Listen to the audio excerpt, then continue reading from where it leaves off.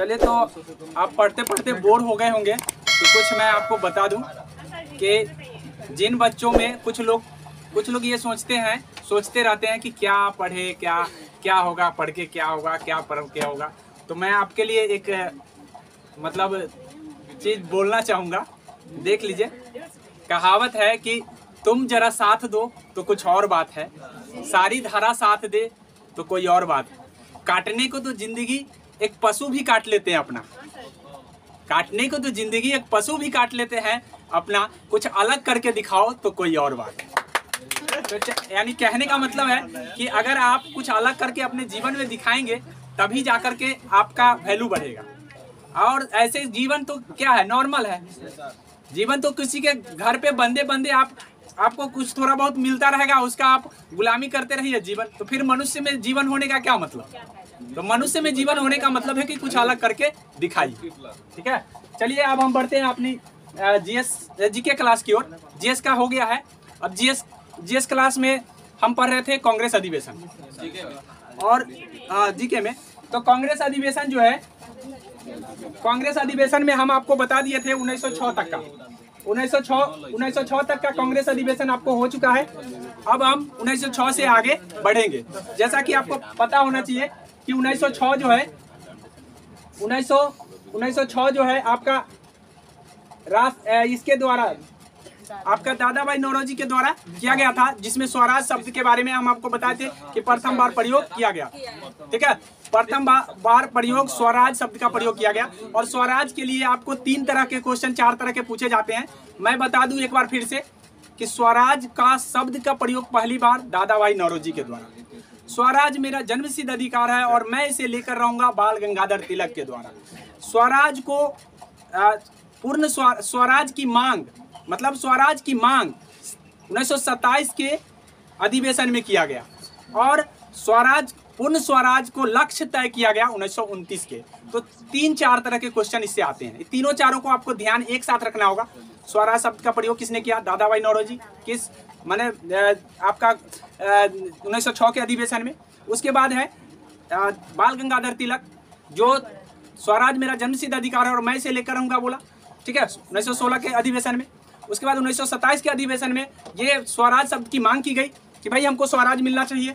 और 1929 अधिवेशन में तय कर लिया गया कि हमको स्वराज मिलना ही, मतलब कांग्रेस ने तय कर लिया कि भाई स्वराज के बिना अब कोई काम नहीं है। मतलब पूर्ण स्वराज की स्वीकृति कांग्रेस ने कब कर ली? तो 1929 के लाहौर अधिवेशन। तो ये बात आपको स्वराज से मैं आपको बता दिया हूँ। अब हम चलेंगे 1907, जो कि मैं बता चुका हूँ ऑलरेडी। तो 1907 में सूरत में अधिवेशन हुआ था। ये इसमें जो है ना, ये सूरत का अधिवेशन हमको क्यों इम्पोर्टेंट है? तो सूरत का इम्पोर्टेंट इसलिए हो जाता है कि यहाँ पे कांग्रेस 2 भागों में विभक्त हो गया था, नरम दल और गरम दल। नरम दल और गरम दल में विभक्त होने का 2 रीजन है। वीडियो बनाने के बाद पीछे से पूछिएगा। 2 रीजन है। ठीक है, 2 रीजन ये है कि आप देख लीजिए कि 1907 में जो है ना, नरम दल और गरम दल में विभक्त जब हुआ, तो इसके रीजन ये है कि कुछ लोग का मानना था कि नहीं, हम विचार विमर्श करके अपनी स्वतंत्रता को, माने स्वराज को ग्रहण करें। लेकिन कुछ लोगों का मानना था कि नहीं, हम लड़ करके ले। तो ऐसे परिस्थिति में 2 विचारधारा हो गई। 2 विचारधारा में लाल बाल पाल जो था एक गर्म विचारधारा के थे और कुछ ठंडे शांत विचारधारा के थे। तो इस तरह से कांग्रेस के 2 भाग बन गए। और दूसरी बात है, पद के लिए भी हुआ। अध्यक्ष कुछ चाह रहे थे कि लाल बाल पाल में से कोई बने, ठीक है, और कुछ चाह रहे थे कि नहीं, मतलब अलग कोई दूसरा व्यक्ति बने, रास बिहारी घोष बने। हालांकि लास्ट में रास बिहारी घोष ही यहाँ पे अध्यक्षता करे हैं। तो ये ध्यान रखेंगे कि इस अधिवेशन को हमको याद रखने की जरूरत क्यों है। इस अधिवेशन को याद रखने की जरूरत है फूट के लेकर, प्रथम फूट। दूसरी बात है अध्यक्ष को लेकर। तीसरी बात है कि ये पहली बार कब फूट पड़ा। अब हम 1908 की अधिवेशन की चर्चा करेंगे कि 1908 की अधिवेशन जो है क्यों इम्पोर्टेंट है। तो 1908 के अधिवेशन आपका हुआ कहाँ था? मद्रास में। कहाँ हुआ था? मद्रास में। अब मद्रास में हुआ था, तो ये क्यों इम्पोर्टेंट हो जाता है? तो ये इसका अधिवेशन की अध्यक्षता भी घोष से किए हैं, रास बिहारी घोष। और रास बिहारी बोस अलग होता है, याद रखिएगा, दोनों में कंफ्यूज नहीं कीजिएगा। रास बिहारी बोस अलग है और रास बिहारी घोष अलग है। रास बिहारी घोष ने अध्यक्षता करी और इस समय कांग्रेस के लिए पहली बार संविधान का निर्माण हुआ। कांग्रेस के लिए पहली बार संविधान का निर्माण किस अधिवेशन में किया गया, कांग्रेस के किस अधिवेशन में? तो 1908 के मद्रास अधिवेशन में किया गया। तो इसीलिए हम याद रखते हैं कि 1908 का जो है मद्रास अधिवेशन क्यों इंपॉर्टेंट है। तो कांग्रेस के लिए संविधान, कांग्रेस के लिए संविधान याद रखिएगा, कांग्रेस के लिए संविधान, ये ध्यान में रखेंगे। कांग्रेस के लिए संविधान बना पहली बार किस अधिवेशन में? तो 1908 के मद्रास अधिवेशन में। ठीक है, अब हम 1909 की बात करेंगे। 1909, अब 1909 में भारत शासन अधिनियम आया था, अंग्रेजों के द्वारा लाया गया था भारत शासन अधिनियम, जिसको हम मर्ले मिंटो सुधार के नाम से जी जानते हैं। मर्ले मिंटो सुधार जो है ना, उस समय इसी का दिया हुआ है कि मुसलमान और हिंदू को अलग करने के चाल चली गई थी इसी अधिवेशन के द्वारा। मतलब ये भारत शासन अधिनियम 1909 में जब लाया गया, मर्ले मिंटो जब उस समय गवर्नर था, तो उसके द्वारा लाया गया कि क्यों ना मुस्लिम और हिंदू को अलग कर दिया जाए, अर्थात निर्वाचन प्रणाली जो है ना हिंदू के लिए अलग और मुस्लिम के लिए अलग। तो ये जो है ना, ये साजिश थी अंग्रेजों की कि भाई किसी तरीके से हिंदू और मुस्लिम को अलग किया जाए ताकि हम शासन अधिक दिनों तक कर पाएँ। तो आखिर उसमें वो सफल भी रहा और इसी का दिया हुआ देन है कि आज भारत और पाकिस्तान दो भाग में बटे। नहीं तो ये अगर नहीं लाया रहता तो हमको नहीं लगता है कि भारत और पाकिस्तान दो भाग में बटते। तो दो भाग में बटने का मेन रीजन है 1909 के मर्ले मिंटो सुधार अधिनियम, जिसको भारत शासन अधिनियम 1909 बोलते हैं। और इस समय जब कांग्रेस की मतलब कांग्रेस का बैठक हुआ तो लाहौर में हुआ था, लाहौर में। अब इस लाहौर में जब बैठक हुआ तो बैठक में ये कह दिया गया कि भाई हम विरोध करते हैं, माने प्रस्ताव एक पारित कर दिया गया कांग्रेस में कि भाई हम इसको स्वीकार नहीं करते हैं। विरोध में प्रस्ताव पारित हुआ, किसके विरोध में? भारत शासन अधिनियम 1909 के विरोध में एक प्रस्ताव पारित हुआ कि हम इसको कतई नहीं मानते हैं, मतलब ये गलत है। ठीक है, इस चीज के लिए हम 1909 के अधिवेशन को याद रखेंगे। 1909 का जो अधिवेशन हुआ था लाहौर में हुआ था और उस समय अध्यक्षता मदन मोहन मालवीय कर रहे थे। मदन मोहन, ठीक है, मालवीय। तो ये ध्यान रखेंगे, मालवीय, मदन मोहन मालवीय अध्यक्षता कर रहे थे। और उस समय क्या कर दिया गया? प्रस्ताव पारित कर दिया गया विरोध में। किस विरोध में? भारत शासन अधिनियम 1909 के विरोध में प्रस्ताव पारित कर दिया कि हम इसको नहीं मानते। अब उसके बाद आपका इंपॉर्टेंट हो जाता है, मेरे ख्याल से ये समझ में आ गया होगा, फिर से एक बार रिपीट मैं कर दे रहा हूँ। 1907 का अधिवेशन क्यों इंपॉर्टेंट है फूट के लेकर, 1908 का अधिवेशन क्यों इंपॉर्टेंट है कांग्रेस के लिए संविधान के लेकर, और 1909 का अधिवेशन क्यों इंपॉर्टेंट है? तो लाहौर में हुआ था और ये मदन मोहन मालवीय अध्यक्षता करे थे और इसमें विरोध में प्रस्ताव पारित किया है। किसके विरोध में? 1909 के मर्लो मिंटो सुधार अधिनियम आया था, जिसके विरोध में प्रस्ताव पारित कर दिया कि भाई हम इसको मानते नहीं है। ठीक है, और इसी का दिया हुआ है कि आज भारत और पाकिस्तान के दो टुकड़े हुए। दो टुकड़े होने का कारण है कि इन्होंने बता दिया कि भारत में जो है ना हिंदू के लिए अलग चुनाव होगी और मुसलमान के लिए अलग। तो मतलब सांप्रदायिक चुनाव देन किसका है? 1909 के मर्ले मिंटो सुधार अधिनियम कहिए या भारत शासन अधिनियम 1909 कहिए, दो नाम है इनके, ये दोनों नाम को ध्यान में रखेंगे। तो ये मेरे ख्याल से ये बात समझ में आ गया होगा। अब हम 1911 की बात करेंगे। 1911 में कोलकाता में हुआ था, जो कि हम चर्चा कर चुके हैं। 1911 कलकत्ता जो था, इस कलकत्ता में हुआ था और ये जनगण मन के लिए प्रसिद्ध है।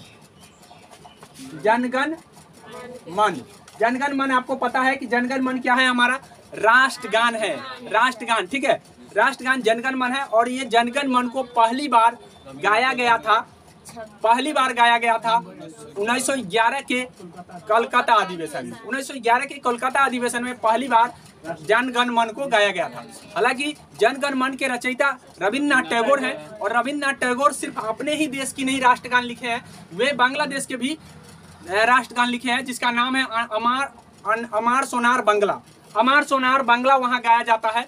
तो वो जो है वो भी उन्हीं ने रचा था। मतलब बांग्लादेश का जो राष्ट्रगान है वो हमारे रविन्द्रनाथ टैगोर जी ही लिखे थे और दोनों अभी भी हमारे यहाँ ये हम लोग गा रहे हैं और ये हम इनका काफ़ी आदर करते हैं। और ये हमको ध्यान में रखना है कि 24 जनवरी 1950 को 24 जनवरी 1950 को ये हमारे संविधान ने अपना लिया था। 24 जनवरी 1950 को हमारे संविधान ने अपना लिया था। तो ये बात ध्यान में रखेंगे कि जनगण मन को हमारे संविधान ने कब अपनाया? तो 1950 को। तो मेरे ख्याल से हम 1911 का जो अधिवेशन है कांग्रेस का, ये इम्पोर्टेंट क्यों हो जाता है? तो इसलिए इम्पोर्टेंट हो जाता है जनगण मन के लिए इम्पोर्टेंट हो जाता है। जनगण मन गाया जाता है हम लोग प्रत्येक जो फेस्टिवल है, हमारा राष्ट्रीय फेस्टिवल है, स्वतंत्रता दिवस या गणतंत्र दिवस, उस दिवस पर हम लोग इसको बड़ी आदर से गाते हैं और इनका हम सम्मान करते हैं। याद रखिएगा कि 1950 में पहली बार जब 24 जनवरी को ये हमारे संविधान के लागू होने से 2 दिन पहले इसको अपना लिए थे, मतलब इसको हम मान लिए थे कि हमारा राष्ट्रगान होगा और हम प्रत्येक फेस्टिवल को इसको मतलब आदर में गाएंगे। ठीक है, अब ये ध्यान कर लीजिए। अब उसके बाद ये है कि पूछ दिया जाता है कि भाई इस अधिवेशन की अध्यक्षता कौन कर रहे थे, तो पंडित विशन नारायण धर। ठीक है, विशन नारायण धर जो है ना उस समय अध्यक्षता कर रहे थे, तो अध्यक्ष का नाम भी पूछ लिया जाता है विशन नारायण धर। ये ध्यान कर लीजिए, विशन नारायण धर की अध्यक्षता में 1911 में कोलकाता में अधिवेशन हुआ था और उस अधिवेशन में पहली बार राष्ट्रगान को गाया गया था। राष्ट्रगान को गाने के बाद आपको ध्यान में रखिएगा कि ये उस समय नहीं अपनाया गया था, हम 24 जनवरी 1950 को अपनाए थे। 26 जनवरी 1950 को हमारा देश का संविधान लागू हुआ था, उसे 2 दिन पहले। तो मेरे ख्याल से ये बात समझ में आ गया होगा। अब हम 1912 की चर्चा करेंगे। 1912 का भी चर्चा हो चुका है, लेकिन फिर से हम बात कर लेंगे कि 1912 का जो 28वां अधिवेशन है, 28वां अधिवेशन 1912 का, ये बांकीपुर में हुआ था। बांकीपुर, और बांकीपुर कहाँ पड़ता है? बिहार में। बांकीपुर कहाँ पड़ता है? बिहार में। जैसा कि आपको पता होना चाहिए कि बिहार में पहली बार अगर कांग्रेस का अधिवेशन हुआ है तो बांकीपुर में हुआ है। और ये कितने नंबर का है, तो नंबर भी पूछ लिया जाता है, 28वें नंबर का है। और इस समय जो अध्यक्ष थे, अध्यक्ष आपका आर.एन. माधोलकर थे। आर.एन. माधोलकर ये अध्यक्ष पद पर थे और अध्यक्षता करे थे। ये इम्पोर्टेंट क्यों हो जाता है, तो इम्पोर्टेंट ये हो जाता है कि हमारे बिहार में पहली बार कांग्रेस का अधिवेशन कब हुआ, तो पहली बार अधिवेशन 1912 में हुआ। किन्होंने किया था पहली बार अध्यक्षता, तो आर.एन. माधोलकर। हालांकि बिहार में जो विभाजित बिहार है, विभाजित बिहार में हमको 2 बार हुआ है, लेकिन अगर विभाजित नहीं माने तो उस समय बिहार में 3 बार हुआ है। ठीक है, अब इससे पहले मैं आपको बता दूं कि पूरे कांग्रेस के इतिहास में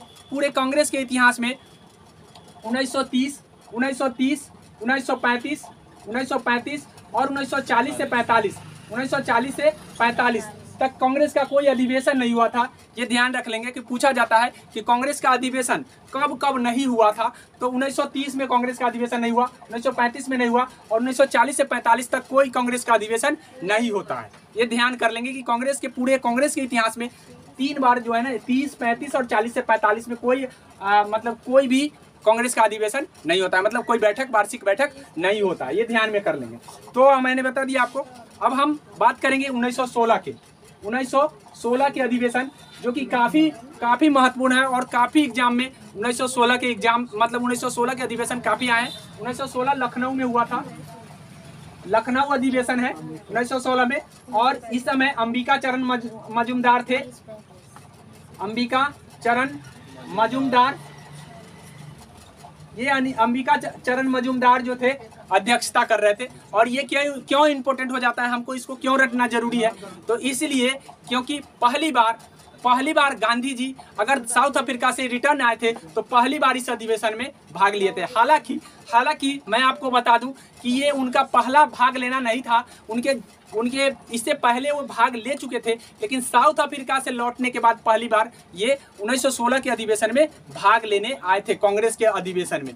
हालांकि उस समय उनका नाम उतना परिचित नहीं था, वे सत्याग्रह चलाए थे साउथ अफ्रीका में, लेकिन यहाँ भारत में उनका नाम राजनीतिक में उतना परिचित नहीं था। फिर भी वो पहली बार भाग लेने कहाँ आए थे, तो 1916 के लखनऊ अधिवेशन में। इससे पहले वो कोलकाता अधिवेशन में 1902 के अधिवेशन में भाग ले चुके थे। तो वो साउथ अफ्रीका से ऐसे ही आए थे, तो कुछ दिन के लिए तो वो भाग लिए थे और चले गए थे।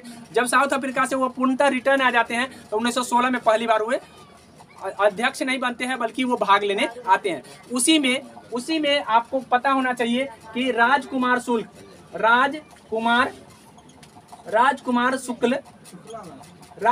शुक्ल थे जो उनसे मुलाकात करी। क्यों मुलाकात करी, तो बिहार में नील की खेती के लेकर के काफ़ी किसान परेशान थे और किसान परेशान होने के कारण यही गांधी जी से मुलाकात करके कहते हैं कि एक बार हमारे बिहार में ज़रूर पधारिए, क्योंकि हमारे बिहार जो है ना काफ़ी अंग्रेजों से त्रस्त है नील के खेती के लेकर। तो हालांकि इनका बात रखा गया और गांधी जी एक बार गए 1917 में, चंपारण आए थे, जो कि आपको पता होना चाहिए। चंपारण आंदोलन भी हुआ। ये सारे चीज हम बात करेंगे जब हम आंदोलन को गांधी जी हालांकि पढ़ाए हैं तो हम वहाँ बता दिए हैं, लेकिन हम आपको इतना ही बता देंगे कि यहाँ पे राजकुमार शुक्ल जो है ना यहीं पे मुलाकात करी और यहीं पे उन्होंने कहा था कि बिहार आकर के थोड़ा सा विजिट कीजिए, और विजिट किए और चंपारण सत्याग्रह भी किए थे। ये बात आपको ध्यान में रखना है। दूसरी बात कि नरम दल और गरम दल का मिलन हो गया इसमें। नरम दल और गरम दल मतलब कांग्रेस दो भाग में बट गए थे। दो भाग में बटने के कारण जो है आपको यह ध्यान रखना है कि नरम दल और गरम दल एक जगह हो गए। कब? तो लखनऊ अधिवेशन में। तो लखनऊ अधिवेशन यहाँ भी इंपॉर्टेंट हो जाता है। उसके बाद है कि आखिर कौन ऐसा व्यक्ति था जिसके सहयोग से हुआ? तो बाल गंगाधर तिलक ने सहायता किया था कि भाई किसी तरीके से हम इसको एक करें, और एक करने में वो कामयाब हो गए। उसके बाद कांग्रेस और मुस्लिम, ठीक है, कांग्रेस और मुस्लिम लीग। अब ये मुस्लिम लीग क्या है ये ध्यान कर लीजिए। तो मुसलमानों का एक संगठन था मुस्लिम लीग, ठीक है, मुसलमानों का एक संगठन था जिसकी स्थापना 1906 में हुआ था। ये बात ध्यान कर लेंगे कि जिसकी स्थापना 1906 में, कांग्रेस की स्थापना 1885 में और मुस्लिम लीग की स्थापना 1906 में हुआ था। तो 1906 में जो मुस्लिम लीग बना था ये आगे चल करके मरलो मिंटो सुधार के लेकर के ये बिखर गए। मरले मिंटो सुधार ये चाहते थे कि मरलो मिंटो सुधार जो अधिनियम है उस अधिनियम को कांग्रेस माने। मुसलमान चाहते थे कि हाँ कांग्रेस इसको माने, लेकिन कांग्रेस कहते थे कि नहीं हम इसको नहीं मानेंगे, इससे देश दो भाग में बढ़ जाएगा। लेकिन आखिरकार लास्ट में कांग्रेस को मानना पड़ा कि हाँ हम आपको स्वीकार करते हैं कि हम आपके अलग निर्वाचन पद्धति को हम मानते हैं। जब मानना तब जाकर के दोनों का मिलन हुआ। अब इस मिलन को कराने वाले में व्यक्ति था मोहम्मद अली जिन्ना। मोहम्मद अली जिन्ना नाम का व्यक्ति था। हालांकि ये पाकिस्तान के अली जिन्ना थे, पाकिस्तान के बहुत अच्छे व्यक्ति माने जाते हैं और पाकिस्तान में ये प्रधानमंत्री भी बने हैं जब देश आज़ाद हुआ था तो उस समय। तो ये ध्यान रखेंगे कि मोहम्मद अली जिन्ना के सहयोग से जो है ना मुस्लिम लीग और कांग्रेस एक हो गई। लेकिन कांग्रेस को एक शर्त मानना पड़ा कि भाई 1909 का जो अधिनियम है उस अधिनियम को कांग्रेस को मानना पड़ा कि हाँ हम आपके मतलब आपको अलग से निर्वाचन कराने का हम इजाज़त देते हैं। तब इन्होंने कहा कि ठीक है तो मैं कांग्रेस के साथ मैं अंग्रेजों के खिलाफ लड़ने के लिए तैयार हूँ। ठीक है, अंग्रेजों के खिलाफ मैं लड़ने के लिए तैयार हूँ। क्यों? क्योंकि जब कांग्रेस ने मान लिया 1909 के अधिवेशन तब। तो मेरे ख्याल से ये बात आप समझ में आ गया होगा कि भाई लखनऊ अधिवेशन क्यों इम्पोर्टेंट है। मैं फिर से एक बार आपको रिपीट कर दे रहा हूँ, लखनऊ अधिवेशन इम्पोर्टेंट है। पहला कि गांधी जी पहली बार अधिवेशन की सदस्यता लिए, मतलब पहली बार वो भाग लिए जब साउथ अफ्रीका से रिटर्न हुए थे। तो दूसरा कि नरम दल और गरम दल का एक हो जाना। तीसरा मुस्लिम लीग और कांग्रेस का एक हो जाना। ठीक है, और राजकुमार शुक्ल से मुलाकात। ये सारे चीज इस लखनऊ अधिवेशन को काफी इंपॉर्टेंट बना देता है और इसीलिए हमको याद रखना जरूरी है। अब बात करेंगे हम आगे 1917 के अधिवेशन का। तो 1917 में आपको पता है कि कलकत्ता में हुआ था। 1917 में कलकत्ता में, अभी कलकत्ता में जो हुआ था ये हम इसको क्यों याद रखते हैं? तो कलकत्ता का जो 1917 का अधिवेशन था, पहली बार कोई महिला अध्यक्ष बनी थी। महिला अध्यक्ष के लेकर के, ठीक है, महिला अध्यक्ष के लेकर के, ठीक है, अध्यक्ष को लेकर के हमको इसको याद रखना जरूरी है कि पहली बार अगर कोई कांग्रेस का महिला अध्यक्ष बना था तो वो था एनी बेसेंट। वो थी एनी बेसेंट। कौन थी? Annie Besant. अब एनी बेसेंट थी कौन? तो ये आयरलैंड की एक महिला थी। ठीक है, थियोसॉफिकल सोसाइटी की सदस्य बन के भारत आई थी। थियोसॉफिकल सोसाइटी एक मतलब चैरिटेबल सोसाइटी थी। उस सोसाइटी के सदस्य बन के भारत में सेवा करने को आई थी। और जब यहाँ आई तो यहाँ ये कांग्रेस की अध्यक्ष बना दी गई। और हालांकि ये इससे पहले ये होम रूल लीग का मतलब आंदोलन में भाग मद्रास में चलाई थी। तो इसीलिए ये इसका नाम इम्पोर्टेंट है और ध्यान में रखेंगे। अब हम बात करेंगे 1919 की। ठीक है, अमृतसर में हुआ था। अमृतसर। अब ये 1919 में आपको पता है कि जालियांवाला बाग हत्याकांड भी हुआ। जब हम बताए थे गांधी युग तो उस समय बता दिए थे। और जालियांवाला बाग हत्याकांड के साथ साथ रॉलेट एक्ट को भी मैंने बताया। तो उसकी चर्चा ना करते हुए हम आपको बताएंगे कि ये कांग्रेस अधिवेशन के लिए क्यों इम्पोर्टेंट है। तो कांग्रेस अधिवेशन जो अमृतसर में हुआ था उस समय मोतीलाल नेहरू, ठीक है, जो जवाहरलाल नेहरू के पिता हैं, पिता हैं, वो पहली बार अध्यक्षता करे थे। और बाल गंगाधर तिलक यहाँ पे अंतिम बार भाग लिए थे कांग्रेस में। तो पूछा जाता है कि अंतिम बार बाल गंगाधर तिलक किस अधिवेशन में भाग लिए थे? तो अमृतसर के 1919 अधिवेशन। 1920 में इनका डेथ हो जाता है, तो उसके बाद वो भाग नहीं ले पाते हैं। तो याद रखिएगा, ये भी पूछ दिया जाता है कि वो व्यक्ति कौन है या क्रांतिकारी कौन है जो असहयोग आंदोलन के पहले ही डेथ हो गया, जिनकी असहयोग आंदोलन चलने से पहले डेथ हो गया। तो असहयोग आंदोलन चलने से पहले डेथ हो गया बाल गंगाधर तिलक का, क्योंकि 1919 में वो अंतिम बार भाग लिए हैं। तो इसीलिए हमको 1919 का इम्पोर्टेंट हो जाता है। तो 1919 का इम्पोर्टेंट आप समझ में आ गया कि भाई इम्पोर्टेंट क्यों है।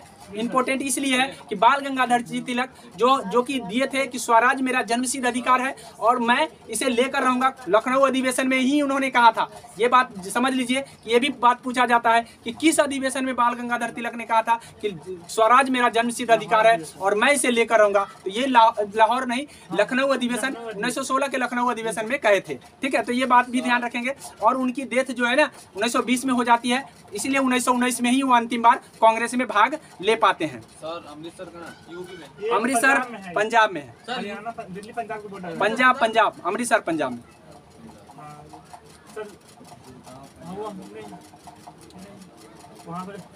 चलिए आगे हम बढ़ेंगे। आगे आपको पता होना चाहिए कि 19 अब हम आपको बता दें लाल बाल पाल की बात। पूरा लाल बाल पाल, ठीक है, लाल बाल पाल। थोड़ा सा एक बात और एक इंफॉर्मेशन छूट रहा है कि 1917 में जब अध्यक्षता करी थे तो अध्यक्षता कहा तो तिरंगा झंडा को पहली बार जो है ना अपनाया गया था कांग्रेस के द्वारा। कांग्रेस के द्वारा पहली बार किस अधिवेशन में तिरंगा झंडा को अपना लिया गया था? तो तिरंगा झंडा को पहली बार अपनाया गया था आपका 1917 के, ठीक है, कोलकाता अधिवेशन, जिसकी अध्यक्षता सरोजिनी नायडू के द्वारा की गई। ठीक है, सॉरी एनी बेसेंट के द्वारा की गई। ठीक है, तो ये ध्यान रखेंगे। अब हम लाल बाल पाल की बात करेंगे। तो लाल से है लाला लाजपत राय, बाल से है बाल गंगाधर तिलक और पाल से है बिपिन चंद्र। तो पूछा जाता है लाल बाल पाल से कि लाल बाल पाल में किसी ने कांग्रेस की अध्यक्षता करी? तो हाँ, एक ने करी है। लाल बाल और पाल में किसी ने अध्यक्षता करी? तो हाँ, एक ने करी है, जिसका नाम लाला लाजपत राय करे हैं। लेकिन वो भी वार्षिक अधिवेशन की नहीं, विशेष अधिवेशन का करे। ठीक है, वार्षिक अधिवेशन का अगर पूछ दिया जाता है तो नहीं किए हैं। लेकिन अगर विशेष अधिवेशन, अगर सीधे पूछ दिया जाए कि क्या इनमें से किसी ने अध्यक्षता करे? तो हाँ, करे हैं लाला लाजपत राय। एक बार 1920 में विशेष अधिवेशन हुआ था। मतलब 1920 में 2 बार अधिवेशन हुए। ठीक है, 1920 में 2 बार अधिवेशन हुए हैं।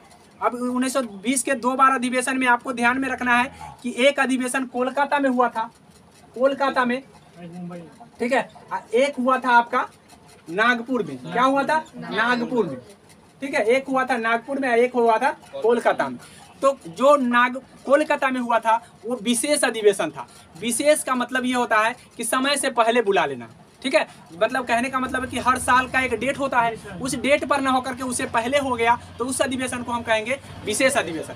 और उसका वार्षिक अधिवेशन कहाँ हुआ है? नागपुर में। तो जो यहाँ 1920 का जो अधिवेशन होता है, इसी अधिवेशन की अध्यक्षता लाला लाजपत राय ने करी थी। तो याद रखेंगे कि पूछा जाता है कि भाई लाल बाल पाल में से किसी ने अध्यक्षता करा था? तो हाँ, करा था। लेकिन वार्षिक अधिवेशन का करा था? तो नहीं करा था।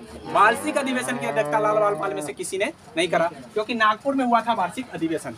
और दूसरी बात यह है कि 1920 के जो अधिवेशन हुआ था, यहीं पे आपको जो है लाला लाजपत राय के द्वारा अध्यक्षता करा गया था। और 1920 के वार्षिक अधिवेशन में असहयोग आंदोलन जो लाला लाजपत के राय के द्वारा अध्यक्षता करे गए थे, तो उस समय अस्वीकार कर दिया गया कांग्रेस का। लेकिन यही नागपुर में हुआ तो स्वीकार कर लिया गया। यही जब दोबारा वार्षिक अधिवेशन हुआ नागपुर में तो स्वीकार कर लिया गया। और इस समय जो अध्यक्षता कर रहे थे उस समय पंडित विजय राघवाचारी, ठीक है, पंडित विजय राघवाचारी। पंडित विजय राघवाचारी को ध्यान रखेंगे, क्योंकि इस अधिवेशन में असहयोग आंदोलन को स्वीकार कर लिया गया कांग्रेस के द्वारा। तो किसकी अध्यक्षता में कांग्रेस ने असहयोग आंदोलन को स्वीकार कर लिया गया। असहयोग आंदोलन का मतलब ये हो गया कि हम अंग्रेज का सहयोग नहीं करेंगे, हम अंग्रेज का बहिष्कार करेंगे, उनके बनाए हुए कॉलेज में नहीं पढ़ेंगे, उनके बनाए गए कपड़े नहीं पहनेंगे। इसलिए इस आंदोलन का नाम असहयोग रखा गया। मेरे ख्याल से असहयोग आंदोलन समझ में आ गया होगा। और इसको कब स्वीकार कर लिया गया? तो नागपुर अधिवेशन में, जहाँ के अध्यक्षता पंडित विजय राघवाचारी कर रहे थे। तो मेरे ख्याल से ये बात समझ में आ गया होगा। अब हम आगे बढ़ेंगे। 1921 में जो है अधिवेशन होता है अहमदाबाद में। 1921 में अहमदाबाद, ठीक है। 1921 में कहाँ होता है अधिवेशन? अहमदाबाद। और अहमदाबाद में जो है CR दास की अध्यक्षता में मतलब बैठक हुई। लेकिन CR दास उस समय क्या थे? जेल में थे। तो जेल में होने के कारण हकीम अजमल खां के द्वारा अध्यक्षता किया गया। हकीम अजमल खां, ठीक है। हकीम अजमल खां के द्वारा अध्यक्षता किया गया। किसके द्वारा? हकीम अजमल खां के द्वारा अध्यक्षता किया गया। CR दास को जेल में बंद होने के कारण, CR दास के जेल में बंद होने के कारण अध्यक्षता किया गया। तो हम यहीं पे आप बंद करते हैं।